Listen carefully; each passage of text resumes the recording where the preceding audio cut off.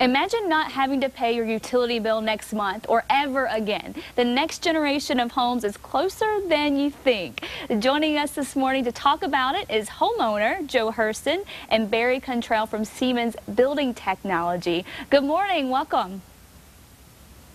Good morning. Good morning.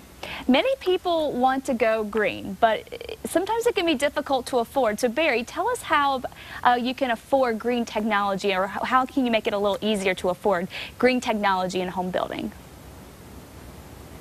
Well, this home we did net zero. We put 40 panels on the roof, and the upfront investment was significant. But with micro solar, this technology that we employed here, it's very scalable. You could put as little as one panel on your roof to try out solar and build up your capability from there over time. So you could just start small basically and then kind of work your way from there. So just kind of, will you start seeing the difference in saving that money right away, even with just one panel? Oh yeah, we have a lot of national builders that are getting ready to put maybe 5 panels on all of the new homes that they build, because they think with the experience that people have that they'll actually add to it over time and make the community net zero. And of course you guys are in Cocoa Beach, Florida, so you guys get a lot of sunshine there, and of course we do too here in Albuquerque, so this would be a great option for people. But why haven't more people installed solar power? We got a lot of sunshine. What are some of the reasons for that? If I understood you, the reason why more people don't have it? Mm-hmm.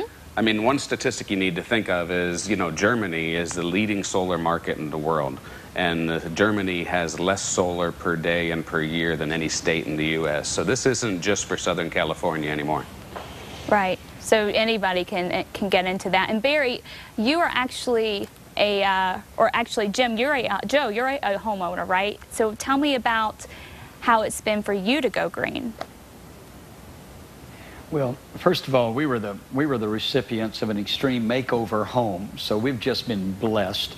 We've also lived overseas for many years, and we measure every single watt. So when this home was given to us, Ty Pennington yelled at us through that famous bullhorn. We walked through the door of an amazing home.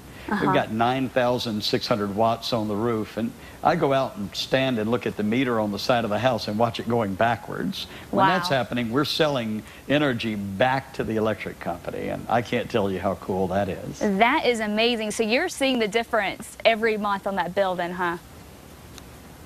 Oh, absolutely. We're seeing our bill go down to almost nothing. Soon as we get further into summer, our bill will be zero and plus, and we're watching that happen before our very eyes. It's a lot of fun.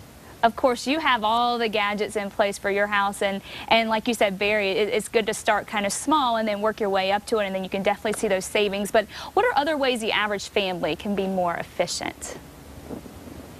Yeah, there's a lot of things that can be done that, only take seconds and cost almost nothing.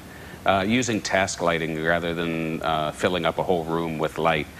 Connecting a lot of your electronics to get rid of the vampire loads and shutting those off on power strips.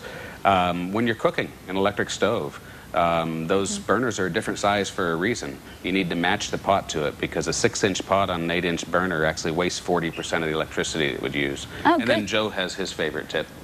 What's that? I like this one, dinner by candlelight. Now that's a win-win. We can save the earth and have a little romance in our lives. That's right, yeah, romantic, and you're saving a little money at the same time. Not often that you can do both of those at the same time. But of course, Joe, Barry, thanks so much for being with us this morning. Really helpful hints. And of course, coming up later after the break, we have got all that jazz coming up this week at Vernon's, so stick around.